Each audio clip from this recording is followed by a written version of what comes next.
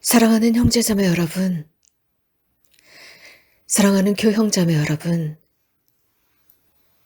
우리가 살고 있는 이 세상에는 무관심과 회의주의와 불안과 절망이 만연하고 있습니다.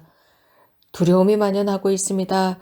그래서 세상 곳곳에서 즉 1년 반 전부터 매스미디어는 이 코로나 바이러스 팬데믹에 관한 소식을 전하고 있고 많은 사람들은 방향을 잃고 혼란스러워하고 있습니다. 그래서 어떤 이들은 정말 깊은 절망에 빠져 있습니다. 또 세상의 거의 대부분에는 기아에 허덕이고 있습니다. 심지어는 삶을 시작하기도 전에 어린 시절부터 기아에 시달리고 물이 부족해서 고통당하고 있습니다. 세상은 큰 위험에 처해 있습니다. 이런 식으로 이런 것이 계속 지속될 때 아주 깊은 위협과 위기에 빠지게 됩니다. 젊은이들은 새로운 세상을 희망했지만 점차 실망해 가고 있습니다. 대학을 졸업했지만 그들은 여전히 실직자로 살아가고 있습니다. 그러면서 더욱 실망하고 있고 이 젊은 청년들임에도 불구하고 모든 것에 지쳐 있습니다. 또 나이가 좀 있는 사람들은 삶으로부터 얻은 그 실망감 때문에 큰 공허감을 느끼고 있고 지쳐가고 있습니다. 무엇인가 더 이상 할 수 없다고 생각합니다. 불행하게도 이렇게 실망한 상황에서 일어서기가 어렵다는 것입니다. 일어서서 새 출발을 하기가 어려운 상황입니다. 그들 중에 대부분의 사람들은 마지막 희망이라고 생각하는 것, 그 마지막 희망은 교회이고 예수님이십니다. 모든 것에 실망했습니다. 그리고 그들은 드디어 마지막 자신들이 붙잡을 수 있는 지푸라기는 하느님이라 여기고 바라보고 일어서려 노력합니다. 우리는 이 성당 안에 있습니다. 이 거룩한 미사에 참여한 이유는 복음의 기쁜 소식을 듣기 위해서입니다. 그리고 예수님께서 오늘 저녁 우리들에게 무슨 말씀을 하시는지 듣고 그분이 우리들에게 무엇을 기다리시는지 새기고자 합니다. 이런 세상의 많은 부정적인 뉴스들 속에서 무엇인가 우리들을 기쁘게 하고 긍정적인 면을 지니게 하는 바로 그것은 방금 우리가 들은 하느님의 말씀입니다. 평화와 안전함과 기쁨을 가져다 주는 말씀, 우리들의 삶에 긍정적인 면을 가져다 주는 말씀입니다. 오늘 우리가 들은 말씀들도 사실은 어려운 말씀입니다. 우리에게 순간적인 행복을 가져다 주는 말씀도 아니고 안전함을 주는 말씀도 아닙니다. 특별히 오늘 우리가 들은 제1독서, 다니엘 예언서나 혹은 복음 말씀도 우리에게 큰 희망을 주는 말씀은 아닙니다. 하지만 우리가 이러한 오늘 복음 말씀과 독서 말씀을 깊이 있게 들었다면 물론 기쁨이나 행복을 주는 것은 아니지만 이 모든 말씀은 우리들에게 재앙에 관해서 언급하고 있습니다. 더 큰 공포를 조장하고 있습니다. 누구도 바라지 않는 내용을 언급하고 있습니다. 이런 오늘의 말씀을 들으면서 많은 사람들은 질문을 던졌을 것입니다. 내가 성당에 와서 하느님의 기쁜 말씀을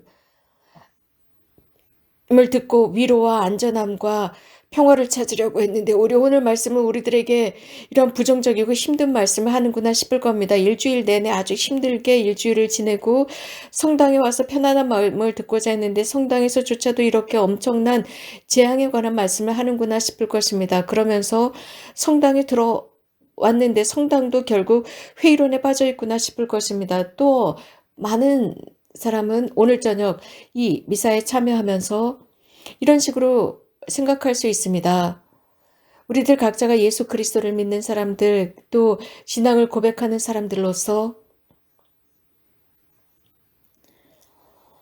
이런 예수님의 말씀을 자신들의 확신대로 설명할 수 있습니다. 즉, 재앙. 오늘 복음의 테마가 그렇습니다. 가끔씩은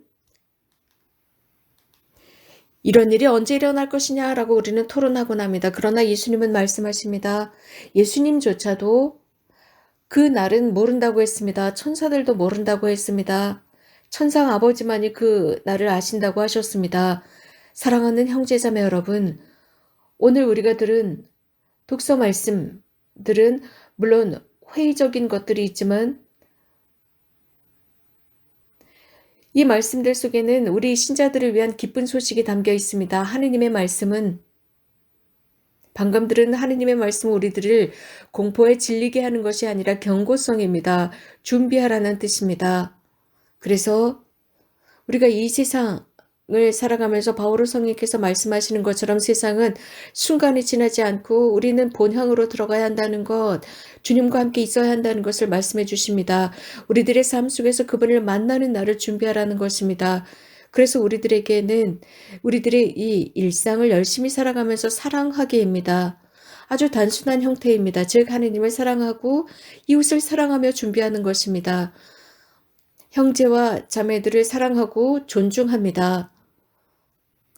그들이 잘 되기를 바라고 용서하고 또 용서를 청하는 삶입니다. 이러한 모든 것은 바로 깨어있는 것입니다. 예수님께서 초대하듯 살아가는 것입니다. 현대 우리들의 마음, 즉 오늘 우리들의 마음이 이것을 기억해야 합니다. 오늘뿐 아니라 우리는 날마다 그리스도와 함께 살아가고 그리스도를 통해서 하루를 시작하며 그리스도와 함께 생각하면서 하루를 마치며 깨어있는 것입니다. 하느님을 통해서 내 이웃을 사랑하고 또 하느님께서는 그들을 내 삶 안에 함께 걸어가도록 맡겨주신 사람들입니다. 그래서 우리는 깨어서 기도할 때 이러한 어려운 시기를 잘 살아갈 수 있습니다. 깨어있고 기도한다 라고 하는 것은 우리들의 내면은 사실 자주 우리들이 편안해질 때 내면도 릴렉스해져 버립니다. 우리들의 여러 가지 문제들이 있지만 우리들은 우리들 주변만 보게 됩니다. 그리고 지칩니다. 그러면서 우리들을 폐쇄적으로 만들고 희망을 잃게 만들어 버립니다. 바로 이런 속에 게으름이라는 뿌리가 있습니다. 오늘 복음이 우리들에게 이것에 대해서 경고하고 있습니다. 오늘 복음은 사람의 아들이 다시 오심을 말씀하시지만 그 날짜나 그 해나 그 순간에 관해서 말씀하시지 않고 그분께서 오실 것임을 선포하고 있습니다. 그리스도인은 예수 그리스도를 에 대한 굳건한 믿음을 지니고 살아가야 합니다. 그분께서 오실 때 우리는 기뻐해야 합니다. 그래서 예수님께서 다시 오심을 두려워하는 것이 아닙니다. 변화를 두려워하지 말아야 합니다. 우리들의 삶의 스타일을 바꾸는 것을 두려워하지 말아야 합니다. 우리 자신을 바꾸는 것도 그렇습니다. 무엇이 나를 기다리는지 그저 기다리는 것이 아니라 지금 이 순간부터 시작하는 것입니다. 다른 날, 다른 시기에 해야지가 아닙니다. 그분께서 오시는 그 날은 언제일지 우리는 모르기 때문입니다. 그래서 준비해야 합니다. 그래서 준비되지 않은 상태로 그분을 맞지 말아야 합니다. 예수님께서 지금 이 순간 우리에게 오신다면 우리들의 상태는 어떨까 생각해 보아야 합니다. 바로 그 상태를 두려워해야 합니다. 그래서 우리는 준비해야 합니다. 그분께서 오셨을 때 갑작스럽게 오셨을 때 예수님께서 오신 그 순간 그분께서 좋아하지 않은 순간이라면 어떻게 하겠습니까? 우리는 이 세상에 영광에 빠져서 그분으로부터 떨어져 나가지 말고 늘 깨어 있어야 합니다. 이 세상은 순간이 지나지 않는 것입니다. 그분의 말씀만이 사라지지 않는 것입니다. 사랑하는 교형자매 여러분, 하느님의 말씀은 아주 중요한 자리에 모셔져 있어야 합니다. 우리들의 가정과 우리들의 인생과 여러분들의 자녀들의 삶 안에서 중요한 위치에 있어야 합니다. 하느님의 말씀입니다. 그리고 그 외 세상의 말은 부차적인 것이지만 불행하게도 우리들의 가정이 그 반대입니다. 하느님의 말씀은 소외받고 그 성경 말씀은 정말 우리들 가정 안에서 찾아보지 않고 세상의 말로 가득 차 있습니다. 이런 상황 속에서 누군가가 구원받을 수 있겠습니까? 구원받을 사람 생명의 책에 기록되어 있다고 했습니다. 생명의 책입니다. 생명의 책에 의로운 사람들의 이름이 쓰여져 있다 했습니다. 우리들의 이름은 생명의 책에 쓰여져 있을 수 있는 것은 우리들에게 달려 있습니다. 우리들이 선택하는 것입니다. 이 지상의 삶에서부터 우리들에 의해서 좌우됩니다. 이미 이 지상의 삶에서부터 우리들의 이름이 생명의 책에 쓰여지도록 합시다. 그 생명의 책에는 아직도 자리가 남아 있습니다. 우리가 확실하지 않다면 우리들의 이름이 쓰여져 있는지 여부에 관해서 의심스럽다면 오늘부터 우리들의 이름을 그 책에 쓰도록 합시다. 우리들의 삶이 변화되는 순간부터입니다. 우리들의 삶이라는 연필로 쓰도록 합시다. 그래서 우리들의 연필의 그 본질은 사랑입니다.